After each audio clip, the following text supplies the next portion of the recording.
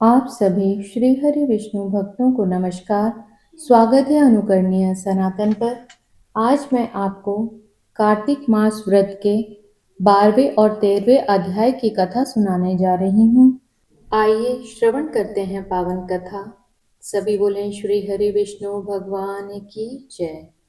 श्रीमन्नारायण नारायण हरि हरि, भजमन नारायण नारायण हरि हरि। श्री नारद जी बोले, जलंधर राक्षस को फिर आता हुआ देखकर सभी इंद्र आदि देवतागण भय से कांप गए। श्री हरि विष्णु भगवान की स्तुति करने लगे।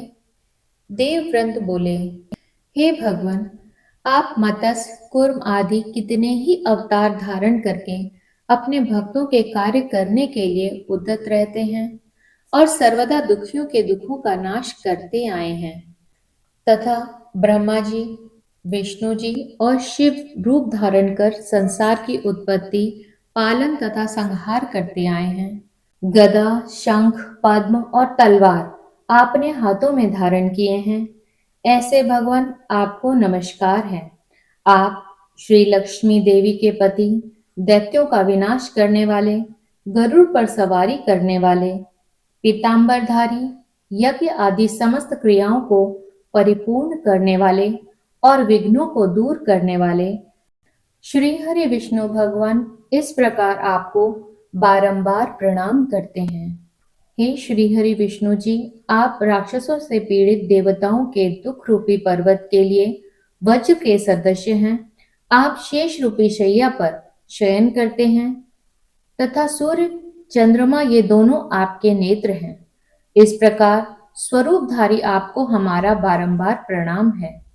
नारद जी ने कहा, जो प्राणी इस संकट को नाश करने वाले स्तोत्र का पाठ करेगा, वह श्री हरि विष्णु भगवान की कृपा से कभी भी दुखी नहीं होगा।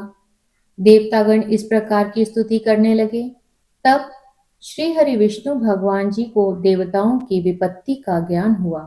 श्री हरि विष्णु भगवान तुरंत शैया से उठ खड़े हुए और उदास होते हुए गरुड़ पर सवार होकर लक्ष्मी जी से कहने लगे। श्री भगवान ने कहा, तुम्हारे भाई जलंधर ने देवताओं को बहुत कष्ट दिया है। देवताओं ने मुझे युद्ध के लिए बुलाया है, अतः शीघ्रता पूर्वक मैं वहां जाऊंगा। देवी लक्ष्मी जी ने कहा, नाथ, हे कृपानिधि, मैं आपकी प्यारी भार्या हूं। यदि मैं सर्वदा आप में भक्ति रखती हूं, फिर आप मेरे भाई को युद्ध में कैसे मार सकेंगे? भगवान ने कहा कि भगवान शिवजी के अंश से उत्पन्न होने के कारण, ब्रह्मदेव के वरदान के कारण तथा तुम्हारी प्रीतिवश जलंधर मेरे वध योग्य नहीं है। नारद जी ने कहा कि श्रीहरि विष्णु भगवान लक्ष्मी जी से ऐसा कहकर गरुड़ पर आसीन हुए, शंख चक्र गदा और तलवार धारण किए हुए दैत्यों से युद्ध करने के लिए भगवान श्री हरि विष्णु जी शीघ्रता से जहां देवतागण स्तुति कर रहे थे वहां जा पहुंचे। तदंतर गरुड़ के पंखों द्वारा प्रताड़ित वायु के वेग से पीड़ित होकर दैत्यगण आकाश में उड़ने लगे। जिस प्रकार वायु से आहत होकर मेघ आकाश में उड़ते हैं, दैत्याधीश जलंधर राक्षसों को वायु से पीड़ित देखकर क्रोधित होता हुआ उछलकर भगवान श्री हरि विष्णु जी के समीप चला गया। कार्तिक मास कथा का 12वां अध्याय संपूर्ण हुआ। अब श्रवण करते हैं 13वें अध्याय की कथा। सभी बोलें श्री हरि विष्णु भगवान की जय। श्रीमन्नारायण नारायण हरि हरि, भजमन नारायण नारायण हरि हरि। जब जलंधर श्री हरि विष्णु भगवान जी के समीप पहुंचा, तब श्री हरि विष्णु जी तथा जलंधर में घोर युद्ध हुआ। बाण वर्षा से आकाश मंडल ढक गया तथा श्री हरि विष्णु भगवान ने अपने बाणों से जलंधर की पताका, छत्र, धनुष तथा घोड़ों को काट दिया और जलंधर की छाती में एक बाण मारा। बाण से घायल जलंधर क्रुद्ध होकर गदा को हाथ में लेकर उछला और गरुड़ के मस्तक में प्रहार कर उसे धरती पर गिरा दिया।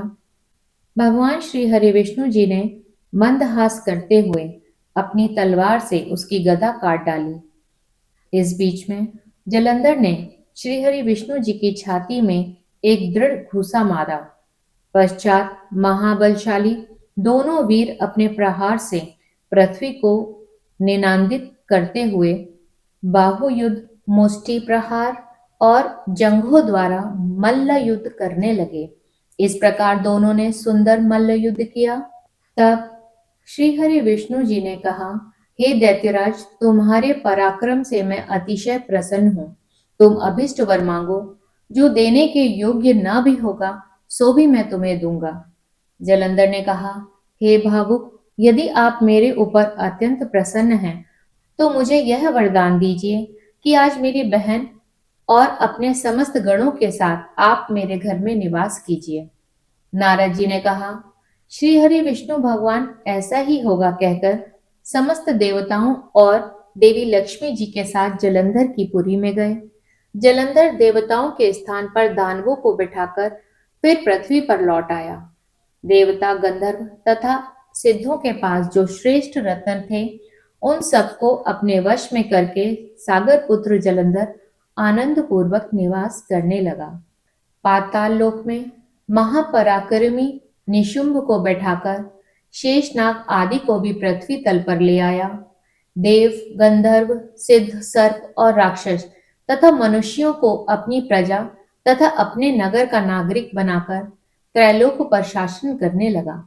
जलंधर देवताओं को अपने अधीन कर धर्म से पुत्रों की तरह प्रजा का पालन करने लगा। जलंधर के शासन काल में उसके राज्य का कोई भी प्राणी रोगी, दुखी, निर्बल तथा दीन नहीं दिखाई देता था।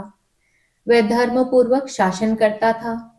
नारद जी ने कहा, इस प्रकार जब वह नियम और धर्म पूर्वक पृथ्वी पर शासन कर रहा था, उसी समय मैं भी एक बार देवी लक्ष्मी जी द्वारा सेवित श्री हरि विष्णु भगवान जी के दर्शन की अभिलाषा से वहां पर गया। कार्तिक मास कथा का 13वां अध्याय संपूर्ण हुआ।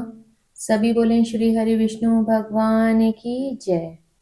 कल प्रातःकाल आप अगले अध्याय का श्रवण करेंगे। सभी बोलें श्री हरि विष्णु भगवान की जय। श्रीमन नारायण नारायण हरि हरि, भजमन नारायण नारायण हरि हरि। आप सभी का इस कथा को सुनने के लिए धन्यवाद।